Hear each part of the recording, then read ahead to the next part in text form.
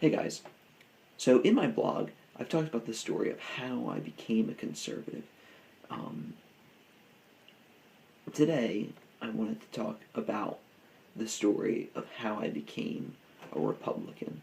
I actually became a Republican first, and then I started to identify as a conservative. When I registered, I didn't know a lot about politics. I didn't know a lot about the difference between the two parties.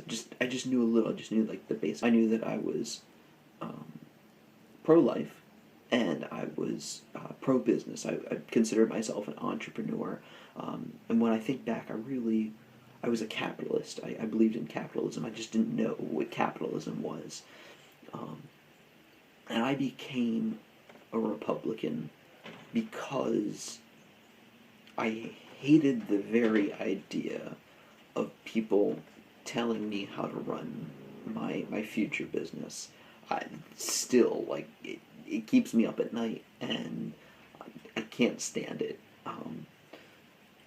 And when I hear news about, if you want to know about the things that really grind my gears, when I hear news about, you know, um, the government coming in and interfering with businesses that they're not doing anything immoral, they're not hurting anyone, and telling them how to run their business, telling them they have to do this or they have to do that, telling a business that they have to go against their personal, a business owner that they have to go against their personal belief. That's something that really grinds my gears and keeps me up at night. A lot of things have come up that have brought this back to mind, that have reminded me of that is actually why I became a conservative in the first place, why I became a Republican in the first place. One specific example is YouTube.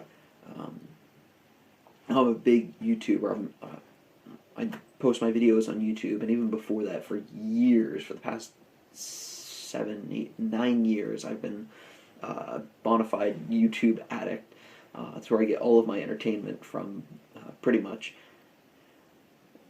And I've seen a lot of conservatives signing a petition to force them to accept, force YouTube to accept certain conservative channels.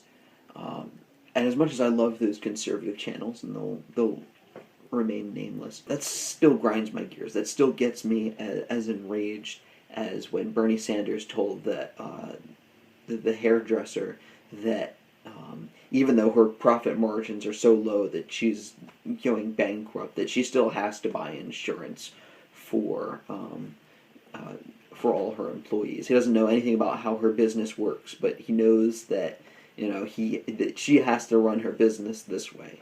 Um, it grinds my gears just as much. Um,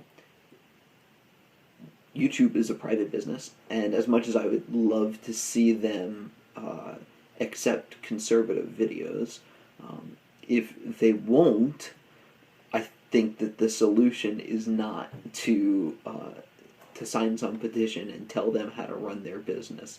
It's to let the market do its thing. One solution that a lot of conservatives have brought up is just creating a free speech version of YouTube. Um,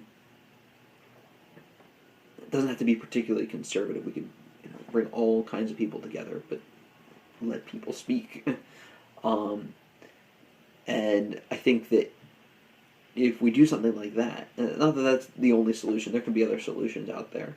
Um, but if we did something like that, YouTube would respond, and they would, when they start losing numbers to another site, they will respond, and they'll start competing.